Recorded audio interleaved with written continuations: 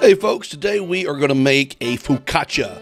It is a traditional Italian bread. It's a flat bread. There are thousands of ways to make this. It's endless customization, but we're going to make this a basic one with just a little bit of sea salt and rosemary. Super easy bread to make. It only requires a few ingredients, so let's take a look at those. Obviously flour, yeast, water, and kosher salt. We're also going to add a good bit of olive oil. That makes it a lot different from several other breads we've used. We're actually using a lot of olive oil. So, this recipe calls for 2.5 cups of all-purpose flour, a tablespoon of kosher salt, and a package of dry active yeast. I have to admit, I actually used 2 on this. Recipes differ, and it requires a lot more yeast than what I felt one package would do, so I went ahead and added a second off camera. And then we're going to add about 1.5 cups of water.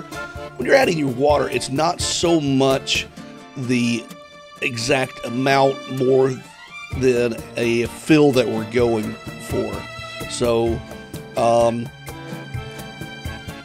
add a little bit of a time. You can always add a little bit more, but you can't take it out. So this is going to be a wet, sticky dough. So just give that a good stir, and we're going to set it aside here in a minute. This is an ancient dough. Some historians consider this like a peasant food. It's either started with the, I'm going to mispronounce this, the Etruscans of northern and central Italy in the days before the Roman Empire, or perhaps even in ancient Greece at the first part of the first millennia. Either way, it's a very old bread, but most scholars believe that the origin is from a region called Liguria, L-I-G-U-R-I-A, as being the birthplace of Italian focaccia. I had to look it up, and on the map, that's the same region as Genoa, G-E-N-O-A, I think I'm pronouncing that right, which is basically northern Italy, where it curves over and goes over to France. It's kind of like that little armpit there, kind of like the Gulf Coast of Florida is what it reminds me of. Geographically speaking, that is.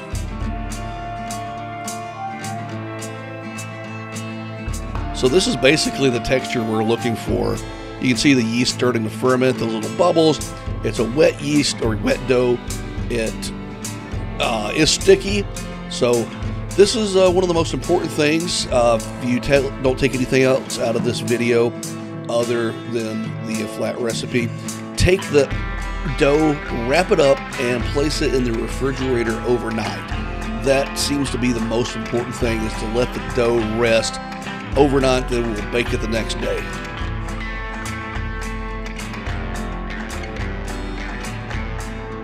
Alright, next day, let's oil up a pan. I thought I was using too much olive oil here, but no such thing. Get your scraper out, scrape the dough out. Again, this is a wet dough. That's the consistency you're wanting. It's very loose. We're going to use our little scraper just to pat it down and work it into all 4 corners.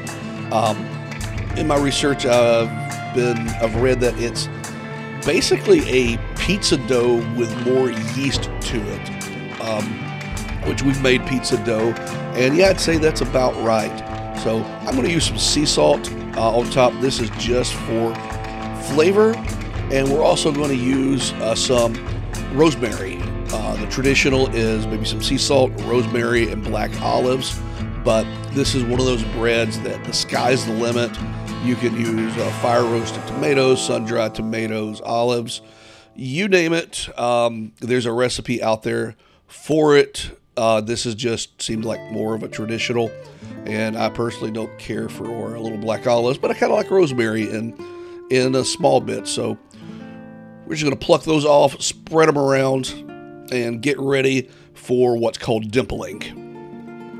Now, dimpling is taking your fingers and pressing it all the way through the dough, and supposedly that causes bubbles in the dough.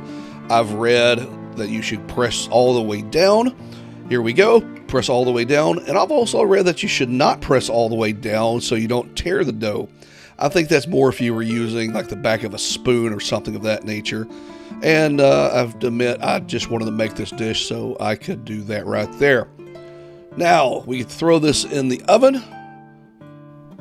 Now, I should have said go ahead and get your oven at 425, so that's kind of a hot oven, and bake it at 425 for about 25 to 30 minutes, give or take. Again, baking is not, cooking's not an exact science. Get this on a cooling rack. Earlier I said we did not use enough olive oil. It wouldn't just come out of the pan like I expected it to, so we're going to slice it up directly in the pan. Again, guys, 1,000 ways to make this, but it was absolutely delicious. Very, very simple to make. One of the more simple breads that we've made, and cannot say enough good things about this. It was delicious, easy, cheap. There you go. Hope you guys have liked this video, so please subscribe and look forward to the next one.